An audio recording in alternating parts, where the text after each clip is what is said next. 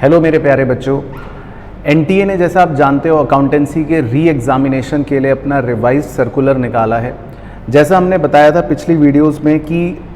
Accountancy के paper में बहुत सारे बच्चों ने कहा था कि कंप्यूटराइज्ड अकाउंटिंग का क्वेश्चन आया, तो ऑब्वियसली वो मैटर एस्केलेट हुआ, एनटीए तक पहुंचा और अब फाइनली डिसीजन आया कि फर्दर मोर जो पेपर्स होंगे उसमें ऑप्शन के साथ क्वेश्चंस आएंगे कंप्यूटराइज्ड अकाउंटिंग के। लेकिन बहुत सारे स्टूडेंट्स जिन्होंने अपना एग्ज़ाम दे दिया है उनका क्या, तो उसके लिए एनटीए ने ये ऑप्शन दिया कि आप चाहें तो अपने ऑलरेडी जो आपने एग्ज़ाम दे रखा है उसको स्टैंड बाय कर सकते हैं, नहीं तो आगे अपना री एग्ज़ाम भी दे सकते हैं। तो इसमें बहुत सारे बच्चों ने कहा कि सर आपका क्या ओपिनियन है, तो ये वीडियो मैं अपना ओपिनियन शेयर करने के लिए ही बना रहा हूँ। तो बच्चों देखो, सबसे पहली बात तो कि इस क्वेश्चन का एक स्ट्रेट येस या नो आंसर मैं नहीं दे सकता, लेकिन हाँ मैं एक प्रोसेस बता देता हूँ, उस प्रोसेस में आप देखो कि किस तरह से आप फिट हो सकते हो। सबसे पहली चीज़ ये कि आपका क्या गोल है, पहले सबसे पहले आंख बंद करके उसको सोचो। लेट से आपका एक गोल था कि मुझे एक्स यूनिवर्सिटी में एडमिशन लेना था और मैं एक वाई कोर्स के लिए अप्लाई करना चाहता था। ठीक है सर, तो एक्स यूनिवर्सिटी में मुझे पहुंचना है जिसमें मेरे को वाई कोर्स पढ़ना था, ये मेरा अल्टीमेट गोल था। उस गोल के लिए मैंने CUET का एग्ज़ाम देना है। अब उस गोल को अचीव करने के लिए आपको पता है कि लेट से मेरा स्कोर X नंबर होना चाहिए। फॉर एग्ज़ाम्पल, अगर मैंने X नंबर स्कोर कर लिया तो मैं अपने ड्रीम यूनिवर्सिटी के ड्रीम कॉलेज के ड्रीम कोर्स में पहुंच जाऊंगा। ये बात तो आपको पहले से ही पता होगी ऑब्वियसली, राइट। अब आप अपना एग्ज़ाम अगर दे चुके हो तो मुझे लगता है कि आप 3 कैटेगरीज में फॉल कर सकते हो। फॉर एग्ज़ाम्पल, आपने जो पहले एग्ज़ाम दिया और आपको लगता है कि मेरा उस एग्ज़ाम में एनालिसिस ऐसा है कि मेरे जो करेक्ट क्वेश्चंस हैं वो इतने हैं कि कंप्यूटराइज्ड अकाउंटिंग के अगर 2 या 3 क्वेश्चंस मैंने छोड़ भी दिए तो लेट से जो रिमेनिंग 47 क्वेश्चंस थे वो मेरे ठीक हैं, या उसमें से 46 मेरे ठीक हैं, मैं श्योर हूँ। और उस मार्क्स के बेसिस पर मैं आसानी से इतने मार्क्स तो सिक्योर कर ही लूँगा कि मैं अपने यूनिवर्सिटी में जो मैंने सोची थी उसमें पहुँच जाऊँगा, जो कोर्स मैंने सोचा था उसमें पहुँच जाऊँगा। तो फिर तो आपको रीटेस्ट के बारे में ख्याल करने का कोई भी फ़ायदा नहीं है, आप रीटेस्ट को इग्नोर करो, आपको मैं नहीं देना। अब हो सकता है सेकंड कैटेगरी में आपने जो पहले पेपर दिया उसमें आपको लगता है कि यार मेरे कुछ क्वेश्चंस तो गलत हो गए थे, कंप्यूटराइज्ड वाले मैं अलग रख रहा हूँ, और उस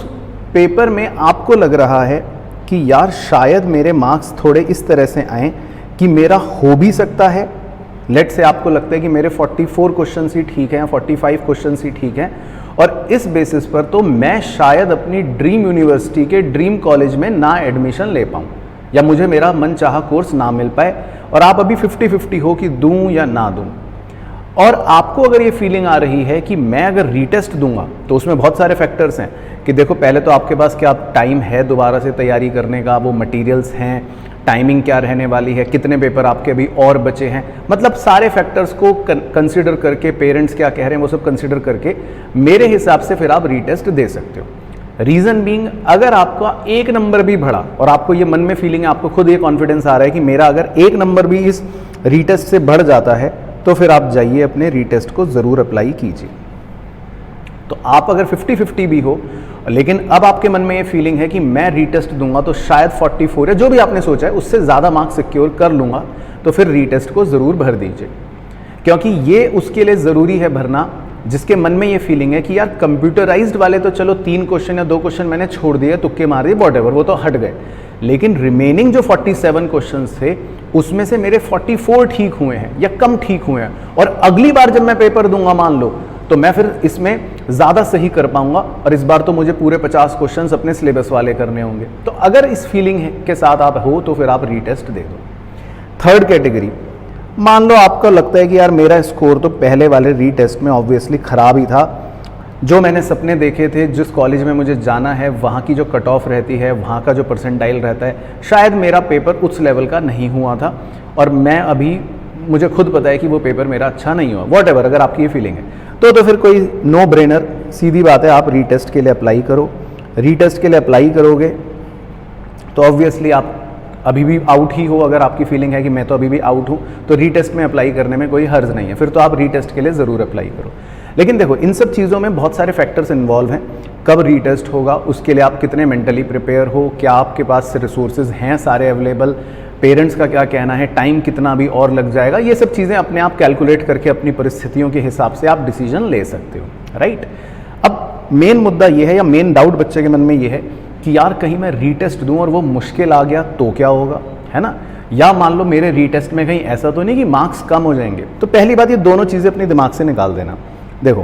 पेपर मुश्किल तो नहीं आएगा, ये बात तो 100% श्योर है, और अगर आएगा तो फिर पूरे भारत के लिए आएगा, यानी कि आपको उसकी चिंता नहीं करनी कि पेपर मुश्किल आ जाएगा तो खाली मेरे अकेले के लिए आएगा। तो पहली बात, वो चिंता से तो आप बाहर हो जाओ। रहा सवाल दूसरा डर कि सर कहीं मेरे मार्क्स कम तो नहीं हो जाएंगे, तो देखो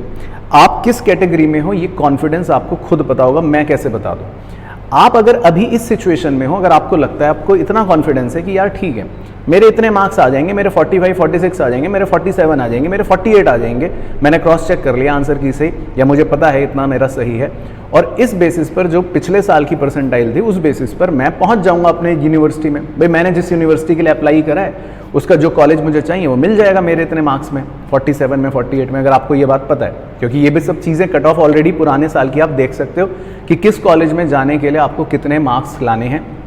या कितने क्वेश्चन सही होने चाहिए, ये बात सब कुछ आपको पता है या देख सकते हो और आसानी से अपने पैरामीटर्स को फिट करके। और फिर अगर आपको लगता है कि ठीक है तो फिर मत दो रीटेस्ट। और अगर आप अभी भी उस बार को नहीं क्रॉस कर पा रहे, आपको लग रहा है कि नहीं यार मेरा सपना तो था यार SRCC जाने का, फॉर एग्जांपल, मैं एग्जांपल ले रहा हूँ, और उस कॉलेज में जाने के लिए तो मुझे इतने क्वेश्चन सही करने ही थे और मेरे तो अभी कम क्वेश्चन सही हुए हैं पुराने में, तो फिर आप रीटेस्ट के लिए अप्लाई करो। तो बिना किसी चिंता के आराम से रीटेस्ट दो। डेफिनेटली रीटेस्ट में भी पेपर का लेवल वही रहने वाला है, आपके मार्क्स भी सही करोगे तो आएंगे ही, उसमें कोई ऐसा नहीं कि कुछ हेर फेर होने वाली है ना। तो बस मेरा यही ओपिनियन है कि ये एक बहुत बड़ा सब्जेक्टिव मैटर है, लेकिन मैं अगर आपकी जगह होता तो मैं बिल्कुल पहले अपना गोल सोचता, मैं देखता कि मेरा गोल क्या है, अगर मैं उसमें कंफर्टेबल हूं तो मैं उस हिसाब से अपना डिसीजन ले लेता, राइट। बाकी अगर आपके मन में कोई डाउट है, कोई भी क्वेरी है, तो आप नीचे कमेंट कर देना, मैं कोशिश करूंगा उस कमेंट का ज़रूर रिप्लाई करूं।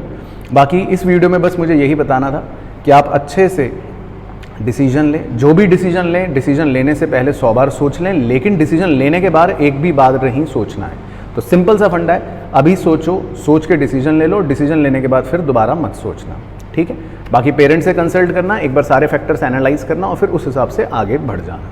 परफेक्ट। बाकी सबको ऑल द बेस्ट, जिनका एग्जाम होने वाला है, जिनके जो भी रिमेनिंग एग्जाम्स बचे हैं, आपकी आगे की जर्नी के लिए भी बहुत बहुत बेस्ट विशेस। तो अच्छे से बचे कुछ दिन हैं, उसमें बस फोकस मत खोने दो, जमकर मेहनत करो। सोचो कुछ दिन की बात और है, जहाँ इतनी लंबी जर्नी निकाल ली तो कुछ दिन और सही, और बस उसके बाद फिर आपकी नई लाइफ शुरू हो जाएगी। तो ऑल द बेस्ट, मुलाकात करता हूँ नेक्स्ट वीडियो में, तब तक मस्त रहें, स्वस्थ रहें।